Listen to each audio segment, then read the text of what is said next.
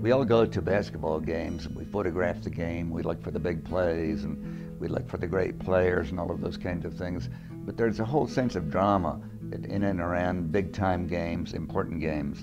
All of those, the most dramatic moments are not really necessarily taking place on the court, they're taking place behind the scenes. In those quiet moments before the game when each player is caught in their own thoughts and motivating themselves before they go out to play for a national championship. Let's play 20 minutes of basketball our way. Let's go, folks.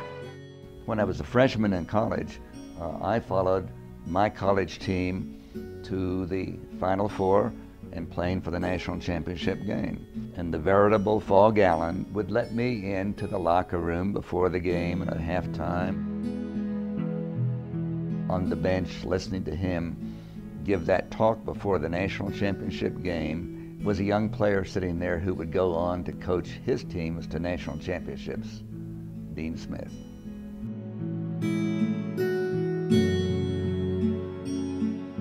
Very early on when I first started making photographs, I got to thinking, why don't I make action pictures from the games from a low angle?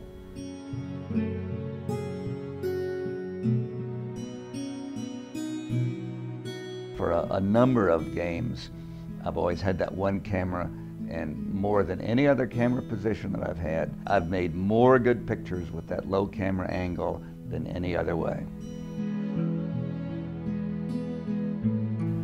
The first Final Four that I ever photographed for Sports Illustrated was in Kansas City's old Municipal Auditorium, and then it was Duke and UCLA playing in the finals, and it happened to be the first of the 10 years of John Wooden's reign as national champions.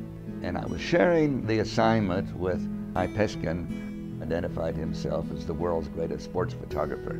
So I photographed it, and we take all the film, went to the lab, and so we all went over to the lab that night, and they were developing the film. Finally, at about 2 o'clock in the morning, he's back in there once again, and he comes back out, picks up his coat, and says to his son, Evan, he says, okay, that's it. They picked the cover. It's out of focus, it's grainy, it isn't very good, and it was made by that son of a bitch. The two of them walked out the door. But it was something with a new look for covering basketball at the time. It was a telephoto lens at the other end of the floor. And it was that picture of Walt Hazzard bringing the ball up court that was my first ever Sports Illustrated cover.